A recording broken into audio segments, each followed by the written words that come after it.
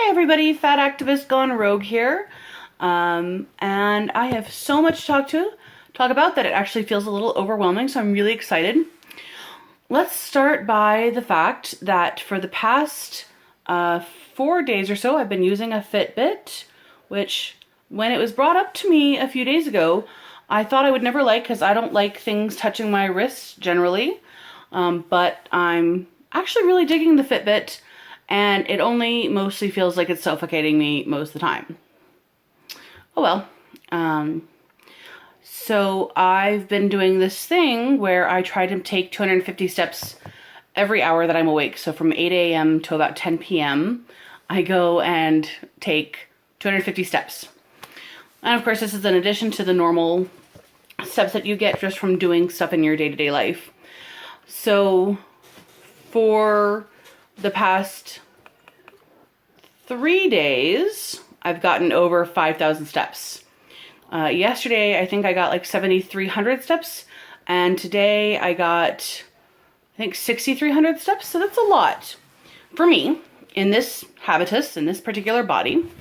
But really excitingly, I jogged today for probably the first time in 15 plus years, and I didn't jog a lot. I jogged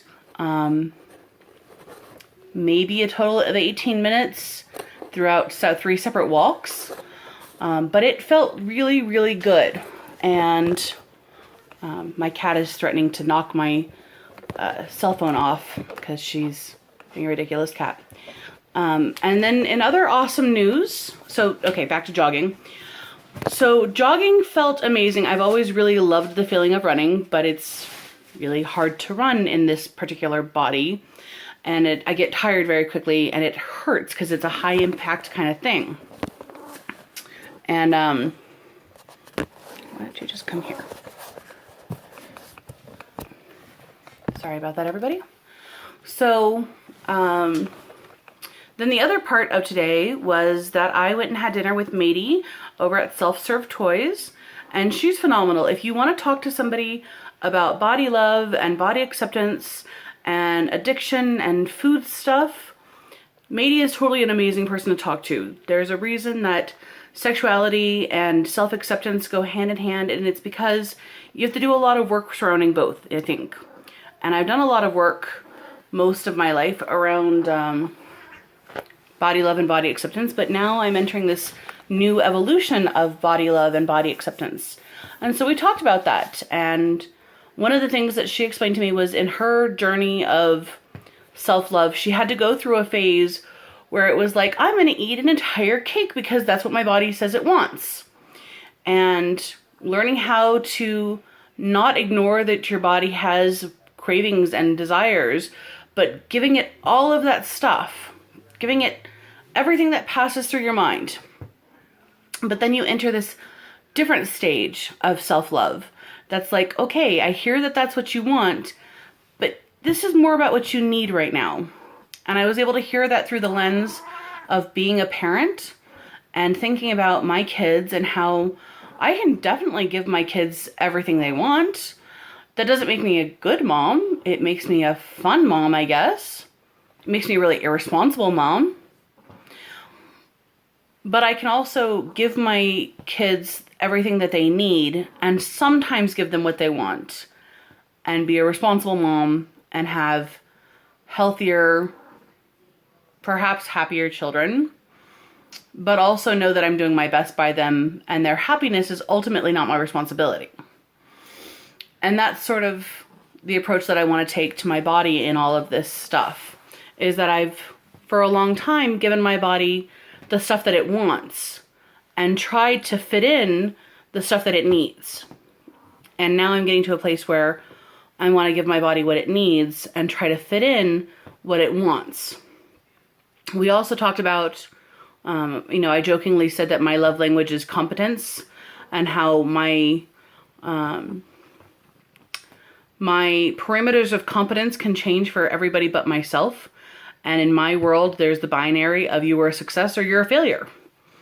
And that this is an opportunity that I'm having to learn that you can be somewhere in between. That you're not a winner or a loser, that you're winning or you're losing maybe, or maybe it's not even on that spectrum and I just don't understand that part yet. I haven't made 10,000 steps, which is the American Heart Association's recommended steps per day, but I've made 7,000 steps, which a month ago I wouldn't have thought was possible. And now it's not only possible, but I did it and I jogged. I think that one of the other things of value that I really took away from my conversation with Matie was this idea that what you give to your body in terms of self-love is constantly changing and in flux. And there, my cat knocking down the camera.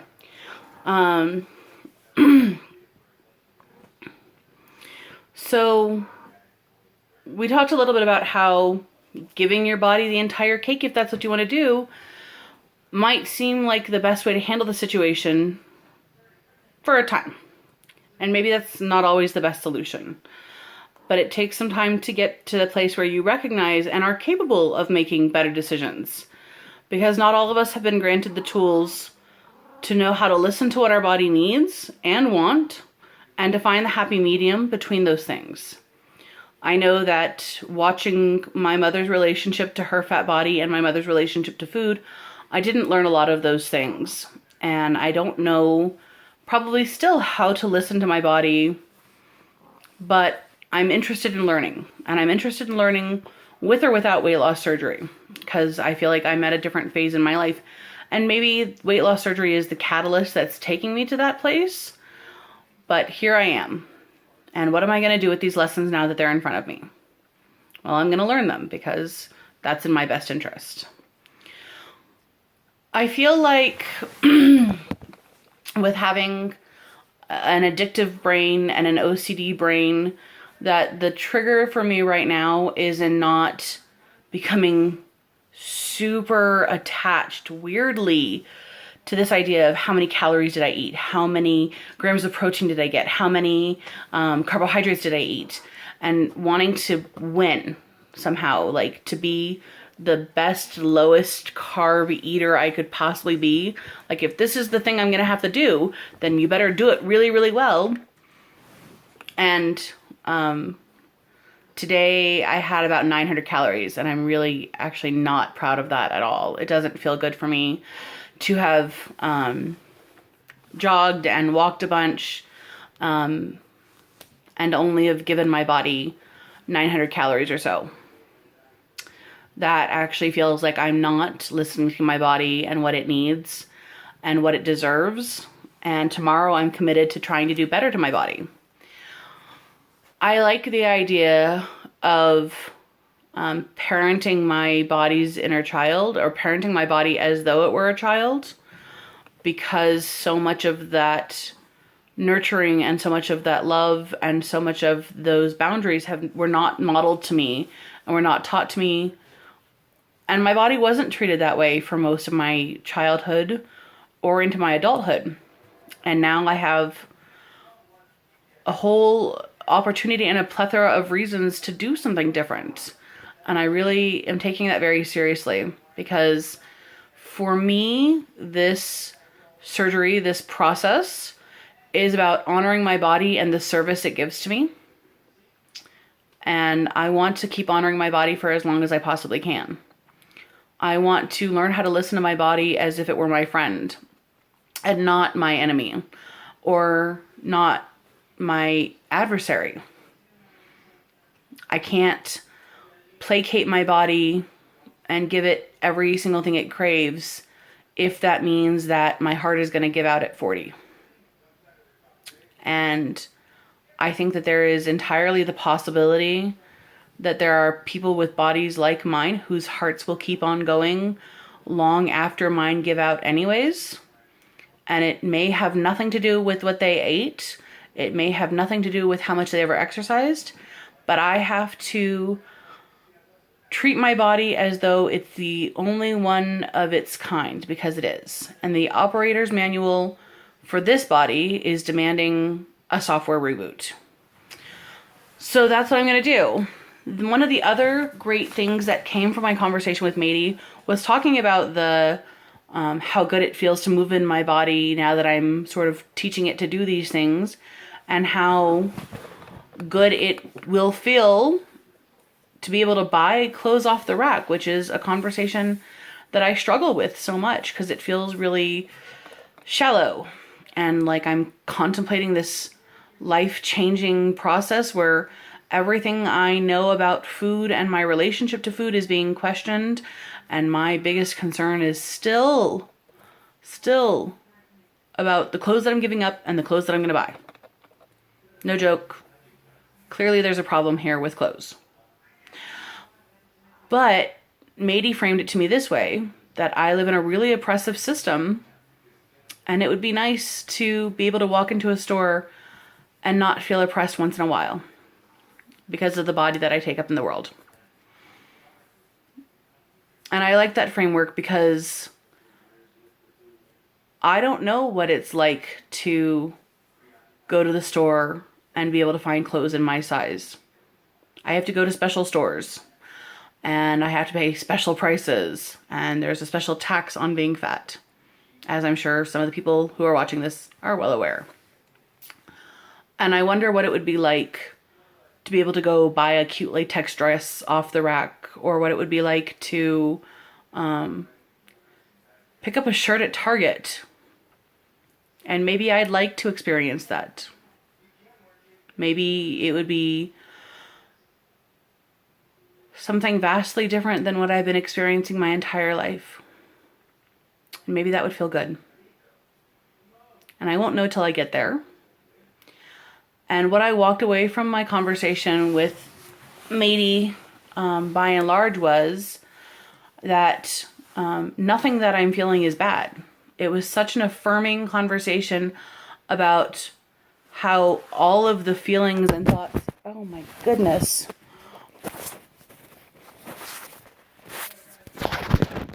My apologies. For anybody watching this video, it's gonna have a seasickness warning on it because that's the second time that my phone has dropped, and I'm really sorry.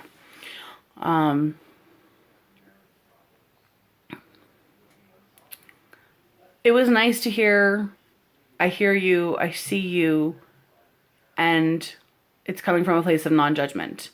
So why are you judging yourself?